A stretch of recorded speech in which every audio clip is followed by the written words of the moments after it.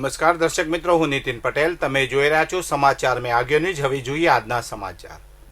મહેસાણા જિલ્લા કલેક્ટર એસ.કે. પ્રજાપતિના અધ્યક્ષસ્થાને સંકલન સમિતિની બેઠક યોજાઈ હતી.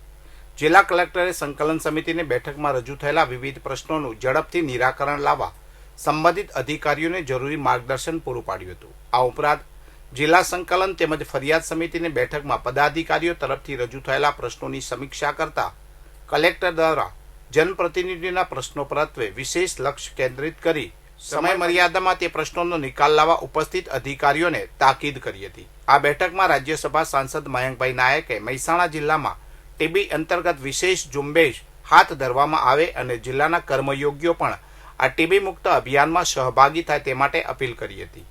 આ ઉપરાંત પ્રધાનમંત્રીશ્રી પહેલ અન્વયે સમગ્ર દેશમાં ચાલી રહેલા નિષ્ક્રિય એકાઉન્ટમાંથી નાણાં પરત કરવાની અભિયાન અંગે લોકોને જાગૃત કરવા સૌને સહભાગી થવા જણાવ્યું હતું.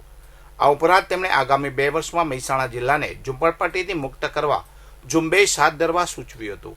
બેઠકમાં જિલ્લા પંચાયતની આયુર્વેદ શાખા દ્વારા તૈયાર કરવામાં આવેલ આયુષ કેલેન્ડર 2026નું ઉપસ્થિત પદાધિકારીઓના હસ્તે વિમોચન કરવામાં આવ્યું હતું. આ બેઠકમાં જિલ્લા પંચાયત પ્રમુખ તૃષાબેન પટેલ, પાટણ લોકસભા સાંસદ ભરતસિંહ ડાભી, ધારાસભ્ય મુકેશભાઈ પટેલ, કિરીટભાઈ પટેલ, સીજે ચાવડા, સુખાજી ઠાકોર, સરદારભાઈ ચૌધરી, રાજેન્દ્ર ચાવડા, જિલ્લા વિકાસ અધિકારી ડોક્ટર હસરત જૈસ્મીન, જિલ્લા પોલીસ અધિક્ષક હિમાંશુ સોલંકી, નિવાસી અધિક કલેક્ટર જે.કે. જેગોડા, જિલ્લાના અધિકારીઓ, પ્રાંત અધિકારીઓ સહિત વિવિધ વિભાગના અધિકારીઓ ઉપસ્થિત રહ્યા હતા. ખેડા જિલ્લાની એક યુવતી સાથે વિશ્વાસઘાત અને છેતરપિંડીની ચોંકાવનારી ઘટના સામે આવી છે. ટેબ્લેટ આપવાના બહાને યુવતીની સહીઓ કરાવી લઈ પડોશીએ તેની જાણ બહાર લગ્ન નોંધણી કરાવી હોવાનો ગંભીર આક્ષેપ કર્યો છે. આ મામલે ભોગ બનનાર યુવતીએ પોલીસ વડાને લેખિત ફરિયાદ કરી ન્યાયની માંગ કરી છે. મળતી માહિતી મુજબ યુવતીના પડોશમાં રહેતા હરેશ રોહિત નામના યુવાને યુવતીને સરકાર તરફથી ટેબ્લેટ આપવાનું લાલચ આપી હતી. આ બહાને તેણે યુવતી પાસેથી કેટલાક કાગળો પર સહીઓ કરાવી લીધી હતી. યુવતીને અંધારામાં રાખીને આ સહીઓનો ઉપયોગ લગ્ન નોંધણી માટે કરવામાં આવ્યો હતો. યુવતી જે ગામમાં ક્યારેય પણ ગઈ નથી એવા ઠાસરા તાલુકાના ઠુણાદરા ગામ પંચાયતમાં આ લગ્ન નોંધાવવામાં આવ્યા હતા. ભોગ બનનાર યુવતીએ માત્ર છેતરપિંડી જ નહીં પરંતુ હરેશ રોહિત દ્વારા તેની સાથે દુષ્કર્મ આચરવામાં આવ્યું હોવાનો પણ ગંભીર ઉલ્લેખ ફરિયાદમાં કર્યો છે. ખોટા લગ્ન દસ્તાવેજોના આધારે તેને ડરાવી ધમકાવીને કુકર્મ આચરવામાં આવ્યો હોવાનું જણાવ્યું હતું. આ મામલે યુવતીએ હિંમત દાખવીને ખેડા જિલ્લા પોલીસ વડાને લેખિતમાં રજૂઆત કરી છે.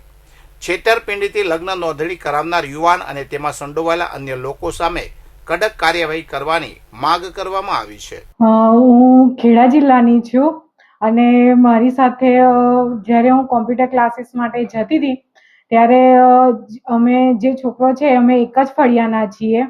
એ મને ટેબ્લેટ અપાવવાનું એવું કહીને આણા લઈ કહેતા હતા કે હું તને ટેબ્લેટ અપાવીશ એવું. અને પછી મને સહીઓ કરાવવા માટે લઈ ગયા હતા કે ટેબ્લેટ લેવાનું તને અપાવવાનું છે તો તારે સહીઓ કરવી પડશે એમ કરીને. અને એમ કરીને મને સહીઓ કરાવી હતી. પછી એના 6 મહિના બાદ મને જણાવ્યું કે આપણા કે તારા ને મારા લગ્ન થઈ ગયા છે ને કે આ લગ્ન સર્ટિફિકેટ છે તો કે તારે મારી પાસે આવવું જ પડશે એવું મને વારે ઘડીએ દબાણ કરતા હતા ઘણી વાર.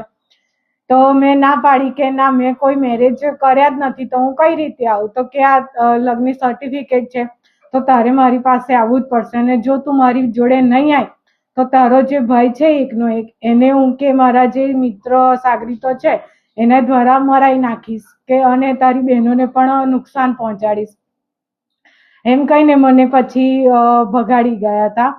અને ત્યાં આગળ જઈને મારી મરજી વિરુદ્ધ મારી સાથે કૃત્ય કર્યું.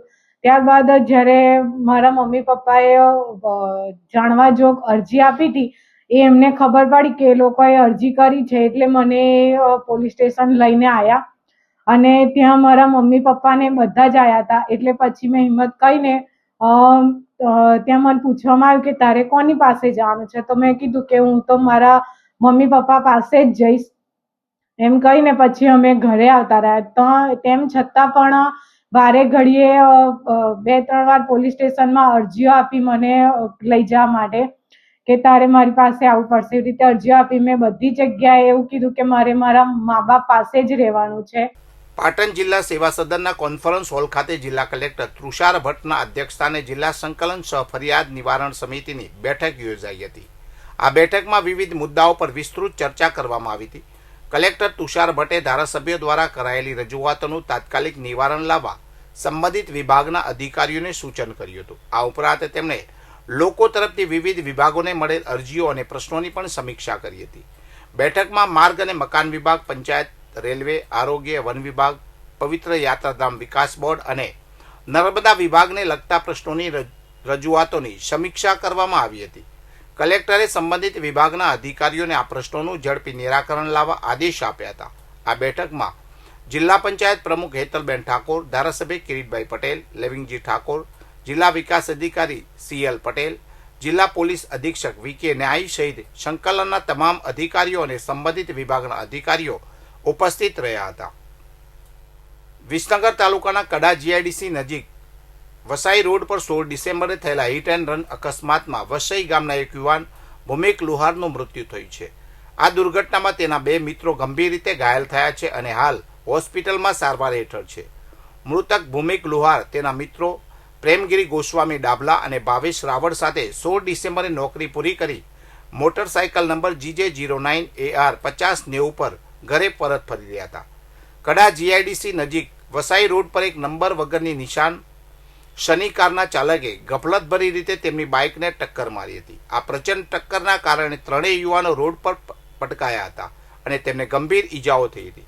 તેમને તાત્કાલિક વિસનગરની નૂતન હોસ્પિટલ અને ત્યારબાદ મહેસાણાની લાયન્સ હોસ્પિટલમાં ખસેડવામાં આવ્યા હતા. વધુ સારવાર માટે ભૂમિક લુહારને અમદાવાદ સિવિલ હોસ્પિટલ લઈ જવાયા હતા, જ્યાં શુક્રવારે સારવાર દરમિયાન તેમનું મૃત્યુ થયું હતું. અકસ્માતમાં ઘાયલ થયેલા અન્ય 2 મિત્રો પૈકી પ્રેમગીરી ગોસ્વામી અમદાવાદ સિવિલ હોસ્પિટલમાં અને ભાવેશ રાવળ મહેસાણા ખાતે સારવાર હેઠળ છે. આ બનાવ અંગે લાલસીભાઈ રાણાભાઈ લુહારે વિસનગર તાલુકા પોલીસ મથકમાં કાર ચાલક વિરુદ્ધ ફરિયાદ નોંધાવી છે. પોલીસે ગુનો દાખલ કરીને વધુ તપાસ હાથ ધરી છે. વધુ સમાચાર માટે જોતા રહો સમાચાર મેં આગળ ન્યૂઝ. નમસ્કાર.